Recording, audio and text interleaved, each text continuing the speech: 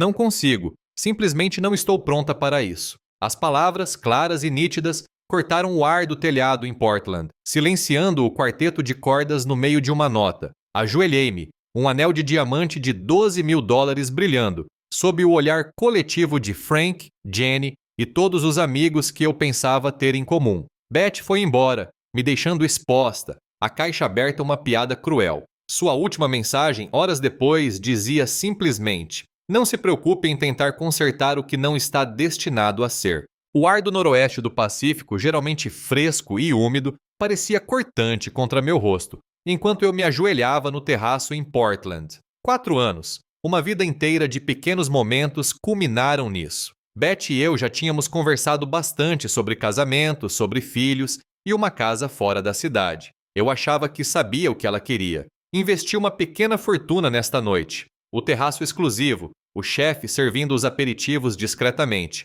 o quarteto de cordas tocando uma melodia suave e o anel, aquele que escolhi para captar a luz do entardecer da maneira perfeita. Cada detalhe, até o momento exato em que eu me ajoelharia, foi calculado para este momento. Frank, meu chefe na empresa, estava entre nossos amigos mais próximos, segurando uma taça de champanhe com firmeza. Jenny, irmã de Beth, fez um pequeno aceno de cabeça encorajador. Prendi a respiração ao olhar para Beth. As luzes da cidade cintilavam atrás dela, um borrão de cores. Eu tinha meu discurso pronto, as palavras ensaiadas até parecerem parte de mim. Beth, você tem sido... Comecei, mas as palavras emperraram. Minhas mãos estavam dormentes ao redor da caixa de veludo. Ela olhou para além de mim por um instante, depois voltou a olhar para baixo. Um silêncio pesado se instalou. O arco do quarteto hesitou, depois se afastou das cordas. Não posso, disse ela com a voz clara, quase clínica. Simplesmente não estou preparada para isso. As palavras me atingiram como chumbo. Minha mente ficou em branco. A melodia morreu completamente. Eu podia sentir o olhar coletivo de todos ali reunidos. O silêncio atônito pesando como uma pedra. Meu maxilar se contraiu. Tentei me recompor, resgatar algo dos destroços. Beth, talvez devêssemos conversar sobre isso. Só nós duas. Mais tarde, lá embaixo? Sugeri, com a voz um pouco mais rouca do que pretendia. Ela balançou a cabeça, um movimento lento e deliberado. Não, Caleb, preciso de espaço.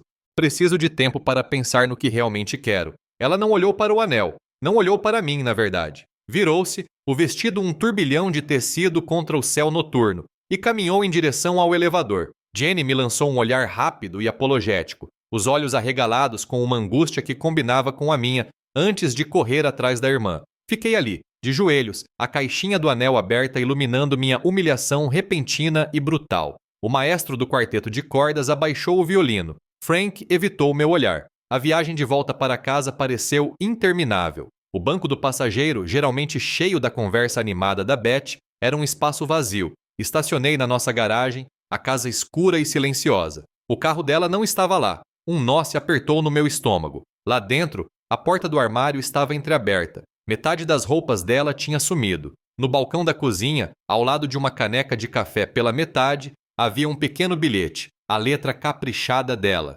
Vou ficar na casa da Jenny. Passo aí amanhã para pegar o resto das minhas coisas. As palavras eram frias, impessoais. Sem com amor, sem desculpe. Nas horas seguintes, meu celular se tornou uma extensão da minha mão. Mensagens enviadas, ligações feitas. Nenhuma resposta. O silêncio do outro lado da linha parecia um eco do vazio da casa. Por volta das 3 da manhã, cansada e agitada ao mesmo tempo, rolei o feed do Instagram, um hábito automático. O rosto dela apareceu. Uma selfie. Iluminação perfeita, um sorriso discreto e cúmplice. A legenda: saiba o seu valor, rainha. Não se contente com menos do que você merece. Foi como um soco, um golpe certeiro. De repente, eu era a vilã em uma história que eu nem sabia que estava escrevendo. Na manhã seguinte, o céu estava cinza e sem graça. Uma chuva fina começou a cair. Ouvi o som familiar de pneus rangendo na entrada de cascalho. Era o carro da Jenny. Beth saiu com o rosto cuidadosamente inexpressivo, carregando uma grande mochila. Jenny a seguiu, carregando uma caixa. Beth passou por mim na sala de estar sem dizer uma palavra, indo direto para o quarto. Você me emboscou, Caleb, disse ela mais tarde, surgindo com outra caixa, a voz monótona, sem emoção. Ela não me encarou. Toda aquela demonstração pública foi manipulação. Fiquei parada junto ao balcão da cozinha, observando-a. Sentia a mandíbula travada. Tínhamos falado sobre casamento. Tínhamos falado sobre filhos. Aquilo não era uma emboscada. Era um futuro, ou o que eu pensava ser exposto. Ela pegou uma pilha de livros com movimentos precisos. Agiu como se eu nem estivesse ali, apenas mais um móvel para mover. A chuva continuava caindo, um tamborilar constante no telhado. Beth estava na sala de estar, uma caixa de fotografias antigas apertada contra o peito. Não estou pronta para o casamento, Caleb, afirmou, com a voz plana, sem emoção. Você me colocou numa situação impossível. Seus olhos finalmente encontraram os meus, mas estavam frios, distantes, não havia reconhecimento, nenhuma ternura. Jenny, que estava silenciosamente terminando de colocar os últimos utensílios de cozinha no carro, voltou para dentro e encostou-se no batente da porta. Ela não te deve explicações, Caleb, disse Jenny com um tom firme que me surpreendeu. Você ainda é jovem. Precisa entender isso. Meu peito apertou. A injustiça de tudo aquilo, a mudança repentina na narrativa, fez minha voz se elevar, apesar dos meus melhores esforços para mantê-la firme. 4 anos, Beth. 4 anos. E tudo o que recebo são desculpas vagas e uma postagem nas redes sociais sobre saber o meu valor. Acho que mereço mais do que isso. As palavras soaram insuficientes, vazias. Beth pousou a caixa com um baque. Seus olhos se estreitaram. Talvez esse seja parte do problema, Caleb. Você acha que tem direito a tudo. Direito a explicações, ao meu tempo, ao meu futuro. Ela pegou outra caixa, menor, cheia de suas lembranças pessoais. Preciso descobrir quem eu sou fora deste relacionamento. Preciso saber se estou perdendo algo melhor. O silêncio que se seguiu foi pesado, pontuado apenas pela chuva. Melhor, repeti, a palavra com gosto de cinzas. Ela não respondeu, apenas se virou e saiu pela porta, com Jenny logo atrás. O apartamento, antes repleto de sua presença, seu perfume, seus pequenos hábitos, agora parecia oco, despojado. Cada espaço vazio em uma prateleira, cada gancho nu no armário, era uma nova ferida aberta. Durante uma semana, mergulhei numa espécie de desespero silencioso. As persianas permaneceram fechadas. O celular ficou no carregador, ignorado. Liguei para o trabalho dizendo que estava doente, murmurando algo sobre uma virose. As manhãs se arrastavam até as tardes, marcadas apenas pela luz instável lá fora e pelo nível crescente de uísque na garrafa em cima da bancada. Meus dedos, quase contra a minha vontade, insistiam em encontrar o caminho até o Instagram dela, rolando a tela por novas postagens. Fotos com amigos, rindo, vibrantes. Vivendo a minha melhor vida, dizia uma legenda. Cada uma nova facada. No 8º dia, a dor, um latejamento surdo e lancinante que eu carregava como um casaco pesado, finalmente deu lugar a algo mais. Uma raiva pura e reveladora. Encarei meu reflexo na janela escura, sem fazer a barba, olhos vermelhos, um estranho me encarando. Não sou assim, murmurei, as palavras quase inaudíveis. Nunca fui tão patético. Foi uma pequena faísca, mas foi o suficiente. Peguei meu celular não para navegar, mas para apagar. Instagram, Facebook, até mesmo as contas obscuras de fóruns que eu não acessava há anos. Cada vez que apertava o botão de apagar, era como arrancar uma camada de pele, uma ruptura completa. Então liguei para Frank. Quero participar do projeto Peterson, disse, com a voz mais firme do que esperava. O projeto Peterson era um monstro, uma modernização de infraestrutura que abrangia vários estados, contratos complexos, riscos altíssimos. Era conhecido por consumir associados e descartá-los rapidamente. Quero liderar a filial de Portland da equipe jurídica. Frank fez uma pausa. Caleb, tem certeza disso? Considerando tudo, sua preocupação era genuína, mas eu o interrompi. Tenho certeza, Frank. Preciso do trabalho. Preciso do desafio. Ele concordou, com um tom de incerteza na voz. Em seguida, encontrei uma academia perto do escritório. Um lugar sem frescuras, com cheiro de suor e ferro. Quero não me reconhecer daqui a 6 meses, disse a Gary, o treinador corpulento de cabeça raspada e semblante tranquilo. Ele apenas assentiu, avaliando a situação com o olhar. As semanas seguintes se tornaram uma mistura confusa de trabalho e exercícios. Eu era o primeiro a chegar no escritório e o último a sair. Documentos jurídicos se misturavam com séries de levantamento terra, negociações de contratos com quilômetros na esteira. Meu corpo doía, minha mente estava exausta, mas, pela primeira vez em semanas, a dor oca no meu peito foi substituída por um tipo diferente de queimação, uma queimação produtiva. Em casa, livrei o apartamento de qualquer vestígio dela. O sofá verde claro que ela havia escolhido foi para um brechó. As paredes em tons neutros e suaves que ela tanto amava foram pintadas de um cinza carvão profundo e sem rodeios, uma cor que ela sempre detestou. Cozinhei para mim mesma, não apenas refeições rápidas, mas pratos elaborados, receitas que sempre quis experimentar, sem pressa, saboreando o processo. Cada pequeno ato era uma reconquista, uma declaração de independência nos cômodos silenciosos da minha vida. Os meses seguintes foram um turbilhão, uma rotina autoimposta que beirava o monástico. Cada manhã começava antes do amanhecer com um treino exaustivo, seguido de 12, às vezes 14, horas no escritório. O projeto Peterson me consumiu. Perdi-me nas complexidades das regulamentações ambientais, licenças de uso do solo e grupos de oposição locais. O trabalho era exigente, implacável e perfeccionista. Não deixava espaço para pensamentos sobre o passado. Encontros sociais com amigos em comum eram cuidadosamente evitados. Tornei-me um fantasma na minha própria cidade, destacando-me na minha vida profissional, mas vivendo uma vida de quietude e introspecção. 2 meses após o desastre no telhado, Frank me encurralou no corredor. Caleb, disse ele com a mão no meu ombro, você vai à festa de fim de ano da empresa. Sem desculpas. É bom para o moral. Para o seu moral. Ele me lançou um olhar que não admitia contestação. Cheguei com um terno novo, um elegante cinza carvão, que caía perfeitamente no meu corpo agora mais esguio. A academia tinha feito efeito. Meus ombros estavam mais largos, minha cintura mais fina. Eu me sentia fisicamente mais forte, mais definido. Mas por dentro, eu ainda era o mesmo homem, blindado contra a vulnerabilidade, tentando me misturar à conversa animada e ao tilintar dos copos. Caminhei até o canto mais afastado do bar, tomando um gole de água com gás, observando o ambiente. Você está ocupando todos os bons lugares para ficar em pé, sabia? A voz era direta, clara e com um toque de divertimento. Virei-me e vi Grace Miller, da Divisão de Impacto Ambiental. Seus cabelos eram de um castanho escuro intenso, presos num coque elegante, e seus olhos, de um tom avelã inteligente, tinham um brilho de humor. Ela era conhecida por sua mente afiada e sua abordagem pragmática para tudo.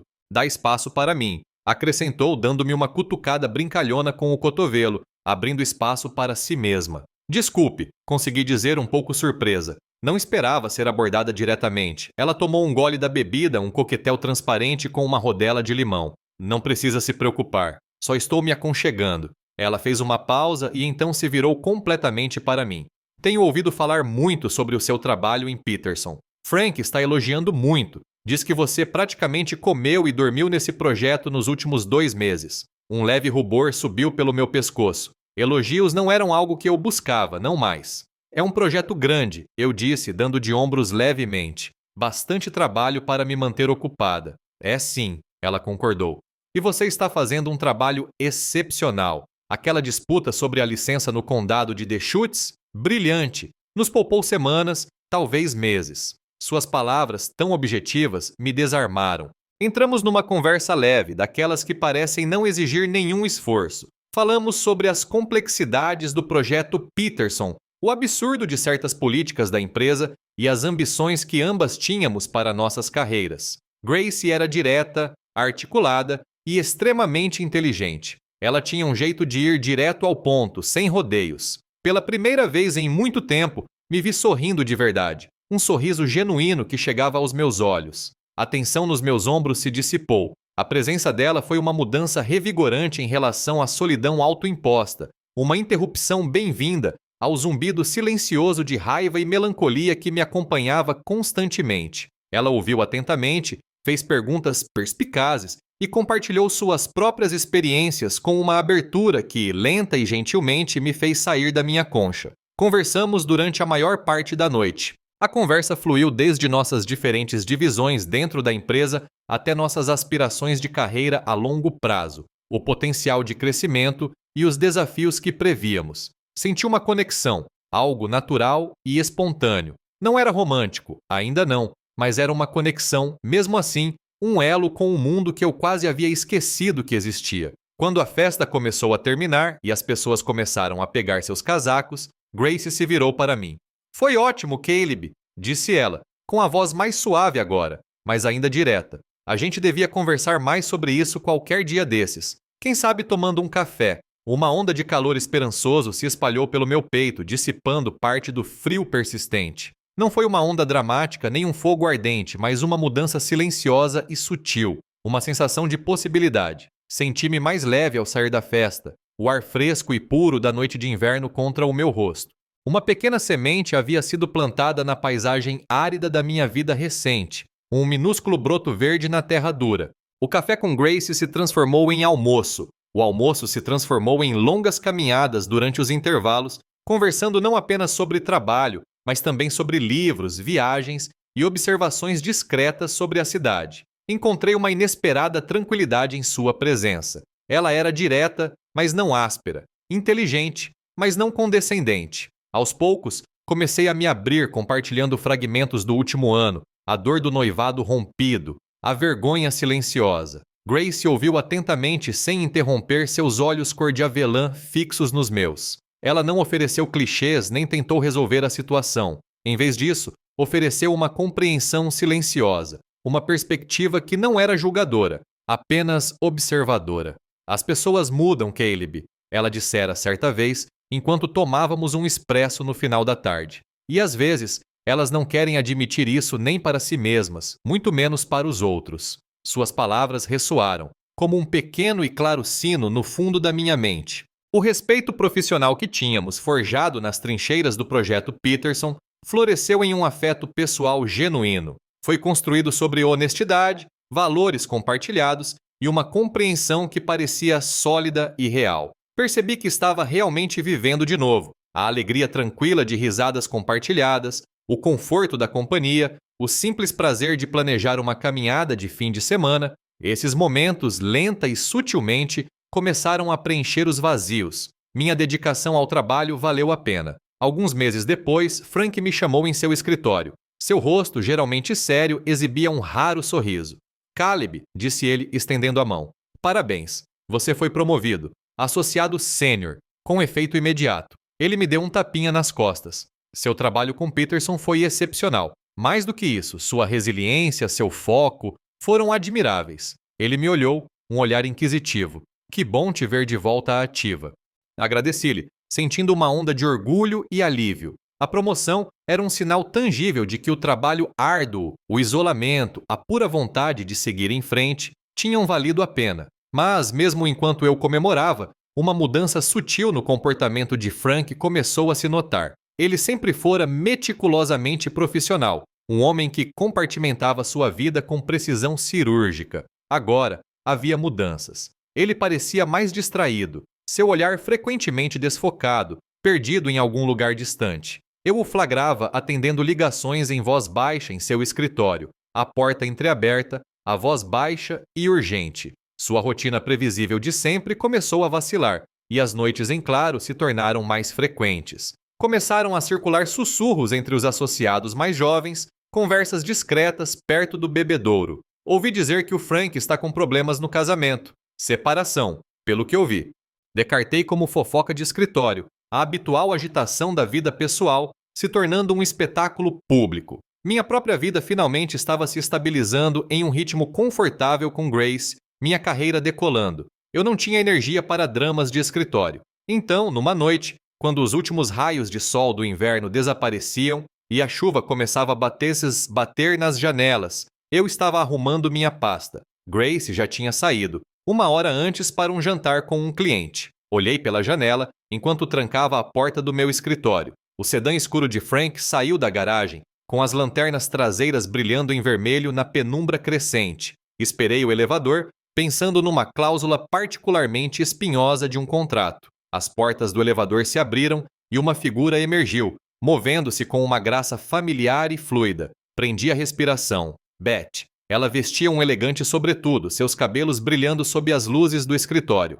Seus olhos percorreram o saguão vazio, um olhar rápido, quase furtivo, antes de se fixarem nas portas de vidro. Ela não me viu, parada meio escondida atrás de uma palmeira em vaso. Momentos depois, um carro preto e elegante, que eu não reconheci, parou junto ao meio-fio. Beth caminhou com rapidez e desenvoltura e entrou no banco do passageiro. O carro deslizou pela rua molhada pela chuva. Um frio pavor começou a se insinuar no meu estômago, um tremor silencioso e nauseante. Minha mente, geralmente tão afiada e analítica, começou a juntar fragmentos díspares. A declaração repentina e enfática de Beth de precisar de espaço para descobrir quem eu sou. O comportamento estranho recente de Frank, os telefonemas sussurrados, as noites em claro. A sinistra coincidência de sua partida da minha vida, justamente quando começaram os rumores sobre os problemas conjugais de Frank. Um arrepio percorreu meus ossos. Parecia que uma equação finalmente, brutalmente, estava se resolvendo.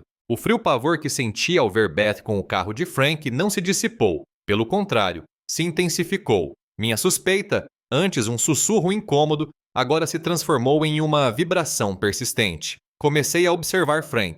Sutilmente, discretamente. Notei seus longos intervalos para o almoço, suas partidas repentinas, o jeito como seu telefone parecia estar sempre grudado na orelha em conversas sussurradas. E às vezes, não sempre, mas com frequência suficiente para me arrepiar, Beth era vista perto do prédio do escritório, às vezes passando, às vezes esperando, sempre fora do meu alcance. Confiei em Grace com cuidado e hesitação. Estávamos tomando café, e a camaradagem fácil que havíamos construído nos confortava.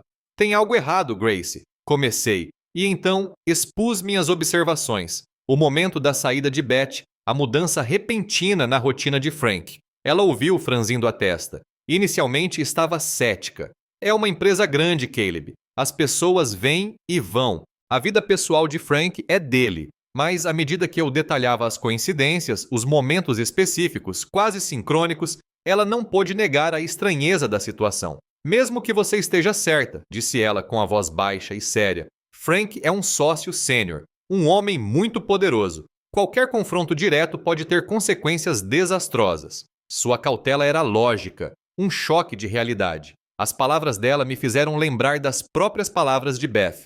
Perder algo melhor. Você acha que tem direito a isso. E Frank, parado ali naquele telhado em Portland, testemunha silenciosa da minha humilhação pública, meu chefe, meu mentor, demonstrando uma vaga preocupação. O quanto ele sabia? Há quanto tempo ele sabia? As perguntas eram uma avalanche. Então, numa tarde chuvosa de terça-feira, um e-mail anônimo caiu na minha caixa de entrada. Sem assunto, apenas um anexo. Abriu, com uma sensação de desgraça iminente me invadindo. Era uma foto. Granulada, tirada à distância, mas inconfundível. Frank e Beth sentados intimamente numa mesa reservada de um restaurante isolado na zona oeste, com as cabeças próximas, a mão de Beth repousando no braço dele. A data e hora nos metadados indicavam que a foto havia sido tirada 3 meses antes do meu desastroso pedido de casamento. 3 meses. Meu mundo não apenas desmoronou, ele se estilhaçou. Uma onda de raiva pura e visceral, fria e implacável me invadiu. Meu medo mais profundo e paranoico se confirmou. Beth estava tendo um caso com meu chefe Frank. Não foi apenas um término, foi uma traição calculada. Uma dupla punhalada, pessoal e profissional, que me deixou sem chão. O pedido de casamento público, o gesto grandioso, não foi apenas um deslize romântico inoportuno. Foi a fuga planejada por Beth, um espetáculo orquestrado para me fazer parecer o irracional e manipulador, e ela a vítima que precisava de espaço. Tudo era mentira, um engano calculado e cruel. Cada desculpa vaga, cada palavra fria, agora tinha um novo e repugnante contexto. Eu não conseguia confrontar Frank, ainda não, não diretamente. Só de pensar em entrar no escritório dele, em ver o rosto dele, meu estômago embrulhava. Mas eu precisava de respostas, algo concreto. Entrei em contato com Jenny, a irmã de Beth, sob o pretexto de tentar recuperar alguns itens esquecidos. Nos encontramos para um café, um terreno neutro. Jenny, comecei, tentando manter a voz firme. Eu vi a Beth, com o Frank, há pouco tempo. Observei seu rosto. Seus olhos brilharam. Ela engoliu em seco, nervosa. Mexeu-se na cadeira. Como assim? Perguntou rápido demais, inocente demais. Frank, meu chefe, Frank. Insisti, com uma certeza fria crescendo dentro de mim. A evasiva dela foi toda a confirmação de que eu precisava. Ela gaguejou. Murmurou algo sobre Frank ter sido um bom amigo para Beth depois do término. Seu desconforto era palpável, um sinal alto e claro. Ela sabia, ela sempre soube.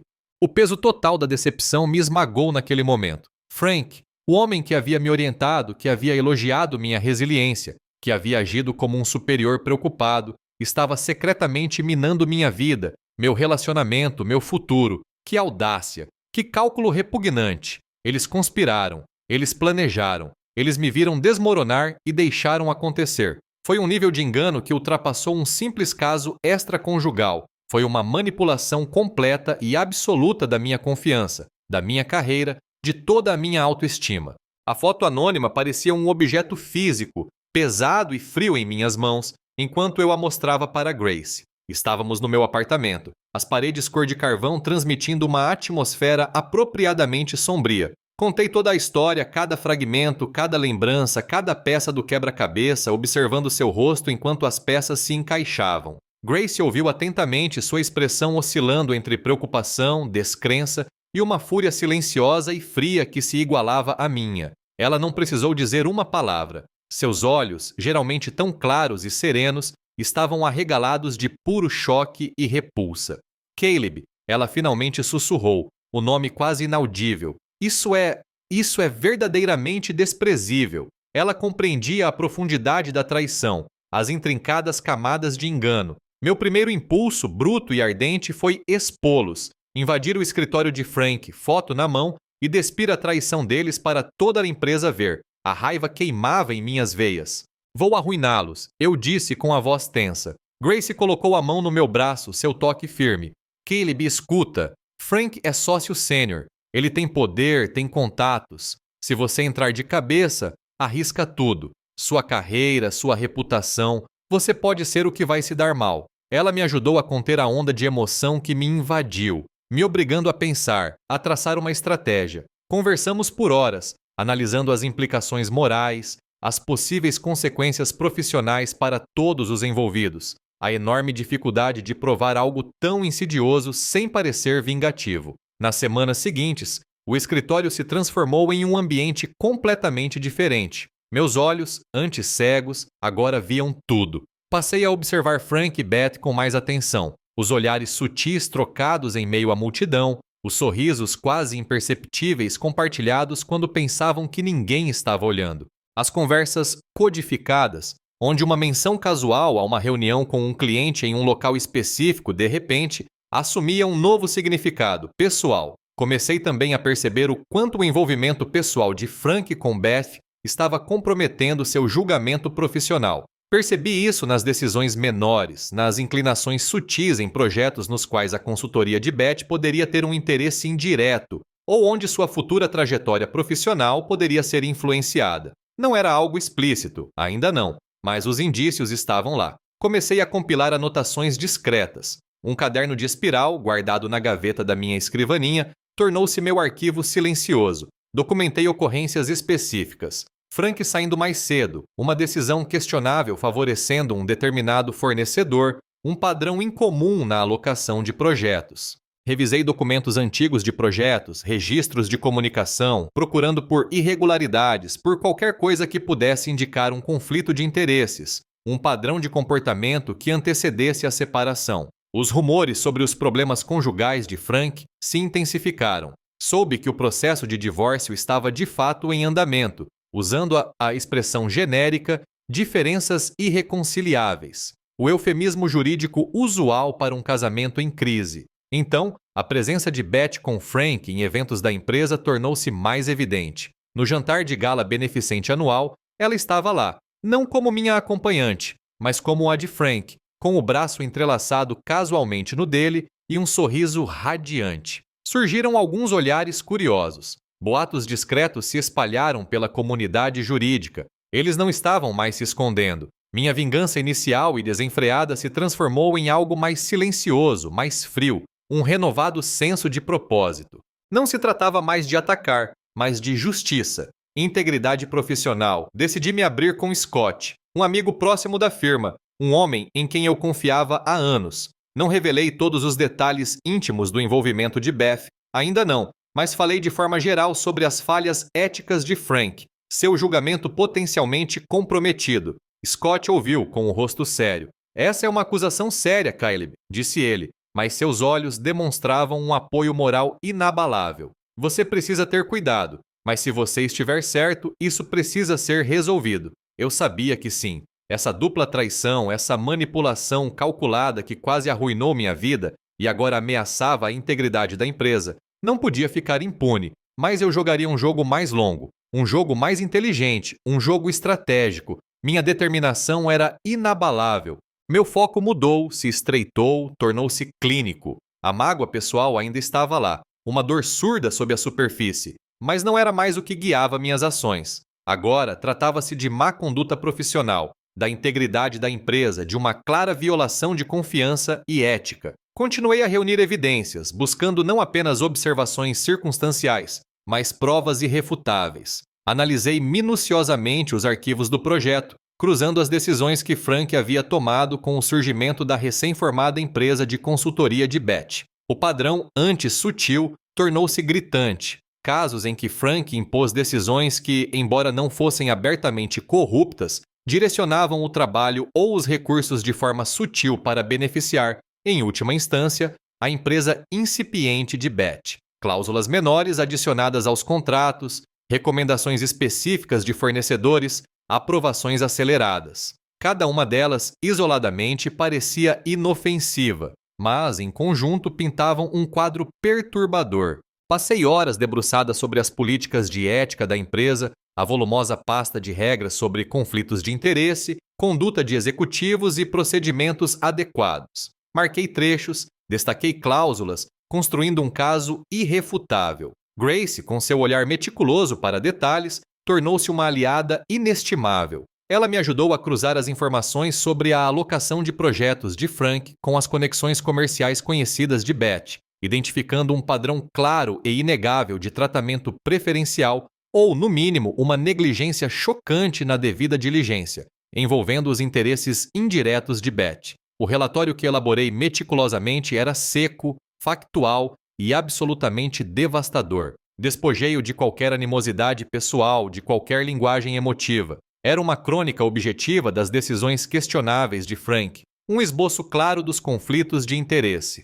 A foto anônima, aquela que havia destruído meu mundo, incluí não como prova de um caso extraconjugal, mas como evidência crucial e inegável de um relacionamento pessoal que comprometia explicitamente a imparcialidade profissional de Frank. Não se tratava de quem dormia com quem, tratava-se de como esse envolvimento interferia nas funções de Frank e distorcia seu julgamento dentro da empresa. Com o relatório concluído, agendei uma reunião discreta, não com Frank, nem mesmo com Scott, mas com Evelyn Hayes, uma sócia sênior conhecida por sua integridade inabalável e por sua posição no comitê interno de ética. Ignorei os canais habituais e fui direto a uma autoridade superior, ciente da sensibilidade da informação. Sentei-me em frente a Evelyn em seu escritório silencioso com o sol do final da tarde projetando longas sombras. Apresentei minhas conclusões com calma e profissionalismo.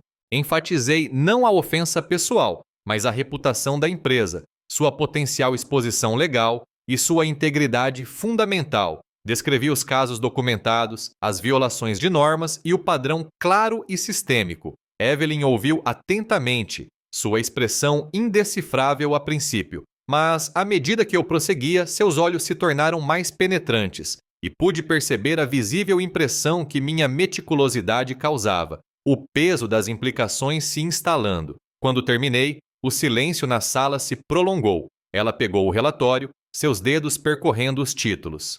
Caleb, disse ela com a voz grave, isto é, abrangente e profundamente preocupante. Uma investigação interna foi iniciada imediatamente, mas com a máxima confidencialidade para proteger a reputação da empresa. Fui obrigada a manter silêncio absoluto, um fardo pesado, mas que eu compreendia. Frank foi chamado para um interrogatório intenso. Ouvi dizer, através dos rumores hermeticamente fechados do escritório, que ele negou veementemente tudo, tentando desmerecer minhas alegações como uma vingança pessoal, os desabafos amargos de uma ex-noiva desprezada. Mas as provas detalhadas que eu havia reunido, a natureza sistêmica dos conflitos, o enorme volume de documentação meticulosa, eram substanciais demais para serem descartadas facilmente. Não era apenas a minha palavra contra a dele, eram dados irrefutáveis. Entretanto, Beth, pressentindo o agravamento dos problemas e a mudança no clima corporativo, tentou desesperadamente se distanciar de Frank e de seus negócios.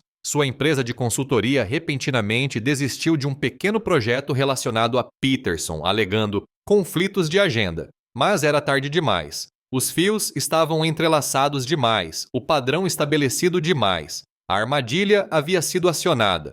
A investigação interna, antes discreta, intensificou-se rapidamente. Evelyn Hayes foi minuciosa. O comitê de ética, ao iniciar as investigações, desenterrou evidências ainda mais condenatórias do uso indevido da posição e dos recursos da empresa por Frank. Os indícios sutis que eu havia identificado transformaram-se em fortes e inegáveis indícios de má conduta, favoritismo, conflitos de interesse e até mesmo alguns relatórios de despesas questionáveis vieram à tona. Então veio o anúncio. Frank foi formalmente colocado em licença administrativa, aguardando o resultado final da investigação. A notícia causou um choque em toda a empresa, reverberando dos escritórios dos sócios à sala de correspondência. Ninguém acreditava que um sócio sênior, um homem do nível de Frank, pudesse ser atingido. A rede de boatos da indústria, rápida e implacável, captou o rastro. Notícias sobre a má conduta de Frank,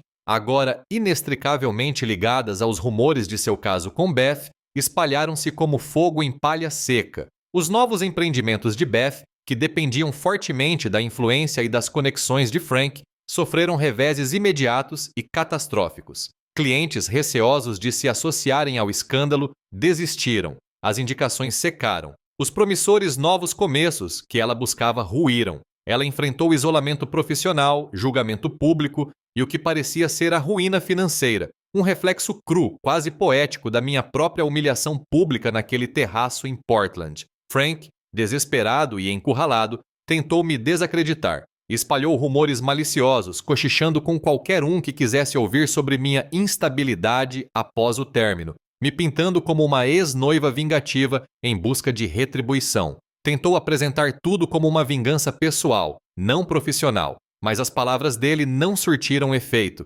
Meu desempenho impecável no projeto Peterson, a importante promoção que eu havia conquistado recentemente e minha postura firme e serena, com Grace ao meu lado, neutralizaram completamente sua campanha difamatória. Simplesmente mantive a cabeça baixa, continuei a me destacar e deixei meu trabalho falar por si só. Grace, sempre leal e direta, permaneceu ao meu lado. Ela me apoiou abertamente, atestando meu caráter e integridade dentro da empresa. Sua reputação era imaculada, sua palavra respeitada, e seu apoio foi um escudo contra os ataques desesperados de Frank. No fim, as provas contra Frank eram esmagadoras demais, meticulosamente documentadas. Ele foi demitido da empresa. Sua carreira outrora brilhante, sua reputação outrora respeitada, agora estavam irremediavelmente destruídas. O impacto se estendeu além da esfera profissional. Seu processo de divórcio em andamento foi significativamente afetado, não apenas pela perda de sua alta renda,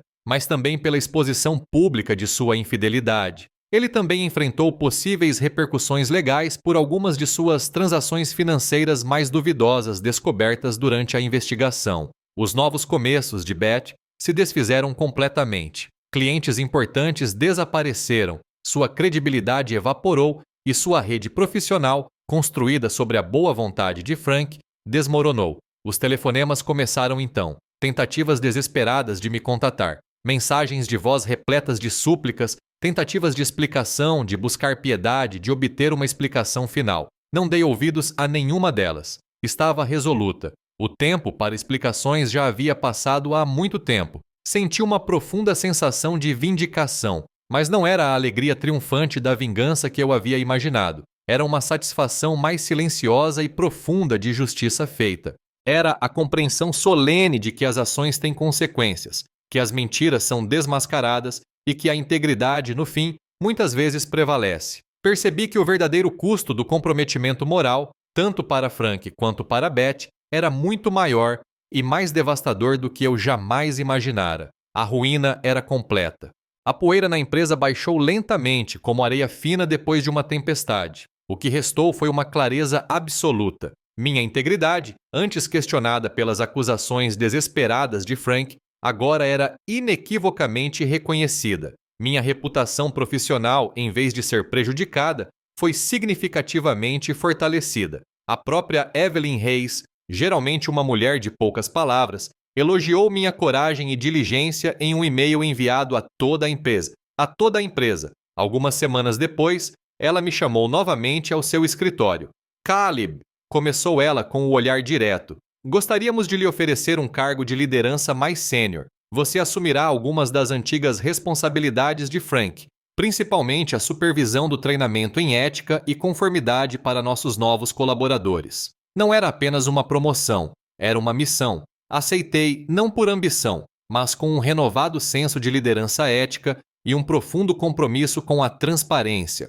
Isso era mais do que um simples emprego, era uma responsabilidade. Grace e eu acompanhamos juntas as consequências, apoiando-nos mutuamente durante a tensão silenciosa da investigação. Nosso relacionamento, forjado naquele cadinho de adversidades, aprofundou-se profundamente. Foi construído sobre confiança inabalável, conversas honestas e um apoio mútuo que nos dava a sensação de estarmos em terreno firme. Começamos a discutir abertamente nosso futuro, não apenas sonhos abstratos, mas planos concretos para uma vida juntos. Uma vida construída sobre autenticidade, bem distante da falsidade calculada que antes obscurecia minha existência. Muitas vezes me peguei refletindo sobre a árdua jornada. A dor lancinante da traição, a vergonha dilacerante, foram reais. A luta árdua pela autossuperação, pela reconstrução de um eu despedaçado, foi implacável. E a justiça, quando finalmente chegou, foi complexa, muitas vezes agridoce. Não foi um momento de alegria triunfante, mas de uma compreensão silenciosa e profunda. Finalmente entendi que pagar o preço não se tratava apenas de punição, tinha a ver com as consequências inerentes, muitas vezes pesadas, das próprias escolhas. Frank e Beth fizeram suas escolhas, e o preço que pagaram não foi algo que eu impus, mas sim algo que suas próprias ações provocaram. Suas vidas, antes tão brilhantes e promissoras, implodiram por dentro. Eu realmente havia me curado do passado. Não era mais definida pela traição de Beth, nem pela raiva que ela havia alimentado. Eu era definida pela minha própria força inabalável, minha resiliência e o crescimento pessoal que eu havia cultivado com tanto esforço. Beth desapareceu completamente da minha vida. Ela se tornou uma lembrança distante e dolorosa de uma lição profunda aprendida, seu destino um lembrete silencioso e cauteloso das falhas morais. O nome de Frank, antes sinônimo de sucesso, tornou-se um conto de advertência sussurrado nos corredores sagrados da indústria, um testemunho da queda rápida e brutal em desgraça que aguardava aqueles que comprometiam sua integridade. Encontrei a verdadeira paz. Não era a ausência de problemas, mas a ausência de raiva e amargura. Era uma profunda satisfação, impulsionada por um propósito, uma felicidade autêntica e a crença inabalável em conexões genuínas. Eu valorizava a verdadeira parceria, um vínculo lindamente personificado por Grace, cuja firmeza havia sido minha âncora. Nossa vida juntos, antes apenas um sussurro esperançoso, tornou-se uma realidade vibrante e palpável. Abraçamos a beleza tranquila e duradoura de nossa existência compartilhada no meio oeste americano. Os dias eram preenchidos com trabalho, risos, refeições compartilhadas e o conforto de saber que estávamos construindo algo real, algo genuíno. Eu estava na varanda da pequena casa que Grace e eu compramos, os campos se estendendo à minha frente, o sol do fim da tarde pintando o céu em tons de laranja e roxo. Uma brisa suave sussurrava entre as altas espigas de milho. Uma profunda calma me envolveu. Havia uma certeza agora, um futuro inabalável, finalmente meu. A poeira baixou na empresa, revelando as claras linhas de integridade. Minha liderança, antes obscurecida pela traição, agora era inequivocamente reconhecida. Aceitei o cargo de liderança sênior, herdando algumas das antigas responsabilidades de Frank. Não por ambição, mas com um renovado senso de dever ético. Grace e eu, nossa conexão forjada no cadinho da adversidade, vimos nosso relacionamento se aprofundar. Começamos a falar abertamente sobre um futuro, uma vida construída sobre bases sólidas e autênticas, longe da falsidade. Refleti sobre a dor lancinante, a luta árdua e a natureza complexa, muitas vezes agridoce, da justiça. Pagar o preço Não era simplesmente punição, era a consequência inerente e pesada das escolhas feitas. Beth desapareceu completamente, uma lembrança distante de uma lição dolorosa. O nome de Frank tornou-se um sussurro de advertência no meio. Encontrei uma paz genuína, impulsionada não pela raiva, mas por propósito, felicidade autêntica e profunda satisfação. Grace, minha parceira, personificava a verdadeira conexão. Olhávamos para o futuro de mãos dadas, construindo nossa vida juntos, abraçando a beleza tranquila e duradoura de nossa existência compartilhada no meio oeste americano. O horizonte estava claro.